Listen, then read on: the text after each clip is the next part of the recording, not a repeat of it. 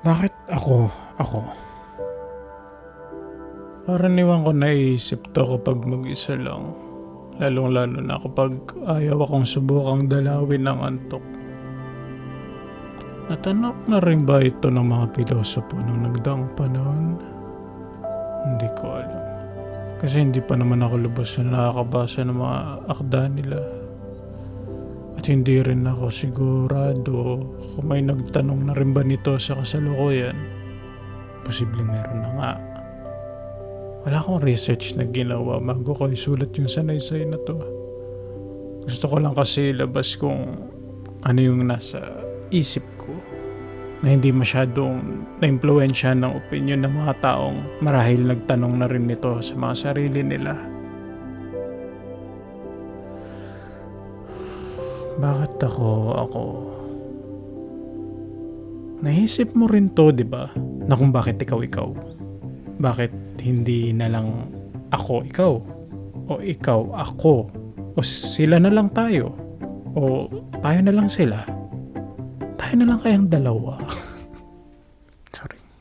Okay, seryoso na. Bakit sa lahat ng bansa, kultura, tradisyon, dito pa ako pinanganak? Pwede namang sa Japan, pwede rin sa Israel o Iran. Bakit sila yung pamilya ko? Bakit ito yung katawan ko? Pwede namang ako na lang si Park Seo-joon o kaya si John Lloyd Cruz, di ba? O kaya yung taong grasa doon sa labas ng kalsada. Bakit? Sa lahat ng panahon noong 1995 pa ako pinanganak.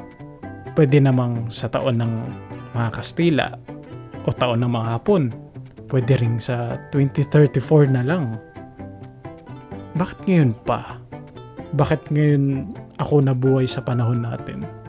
Okay lang naman sa akin, sundalo na lang ako noong ikalawang digmaan o isang ilustradong naglalakad sa huling hantungan niya sa bagong bayan. Bakit ginawa ng Diyos na maging ako ang ako ngayon? Hindi ko alam kung ano yung sagot sa existential dilemma ko ito, kung saan dinamay pa kita. Wala rin naman siguro nakakaalam talaga. Kahit ikaw, hindi mo rin naman siguro alam kung bakit tayo. Pero alam mo, paunti-unti, sa panahong hindi pa ako dinadalaw ng antok at mas may oras pang maghalukay ng mas malalim na balon sa tarangkahan ng utak ko, napag-isip-isip ko na siguro may dahilan kung bakit ako. Siguro mayroon akong saysay sa panahon natin yun na hindi ko palubos na nauunawaan. Siguro sa paglipas ng taon meron akong magagawa na ikabubuti ko at ikabubuti ng mga tao sa paligid ko. Siguro ito na yung isa sa mga pakinabang ko, yung paggawa ng sanaysay at pakikipag-usap sa'yo. At sa kung ano-ano pang pinagpapaskil ko sa munting pahina ko rito sa internet. May layunin siguro na kailangan kong gampanan na hindi ko pa masipat ng malinawan sa ngayon. Ito ba yung sagot? Hindi ko alam. Pero gusto kong mabuhay na baon ko ang mga posibleng sagot na ito. Na baka nga may dahilan ng pagkakasunduan ng Diyos at ng sangbuong kalawakan na baging ako ang ako. Naiibsan kasi nito ang kaba sa iba pang mas nakakatakot na posibleng maging sagot. Na baka nga wala akong pakinabang, na walang kakwenta-kwenta itong pinagagawa ko, na lahat ng to'y wala naman talagang saysay. Mas pinili ko ang posibleng positibong sagot hindi dahil ignorante ako at hindi alam na may negatibo ring sagot, pero dahil alam kong mas makabuluhan ang pagtahak sa daan kung sana alam mong may posibilidad na may saysay ka rin pala.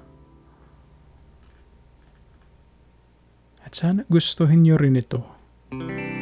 Lalong-lalo na sa panahon natin ngayon. Kahit na anumang nangyayari sa mundo. Piliin nyo sana ang posibilidad na mayroong dahilan ng Diyos sa paglagay sa atin sa panahong ito, sa mga katawang ito, sa bansang ganito, Gusto kong makasama sana kayo na subukan lang natin alamin kung may saysay nga ba tayo sa pamamagitan ng paggawa ng mga bagay na mayroon ding saysay. Subukan lang natin sa paggawa ng mga bagay na makabuluhan, sa mga bagay na ikabubuti ko, ikabubuti mo at ikabubuti ng mga tao sa paligid natin. Gusto kong may makasama sa pagtahak sa daan na ito upang tuklasin ang sagot sa kung bakit ako at kung bakit ikaw at kung bakit tayo.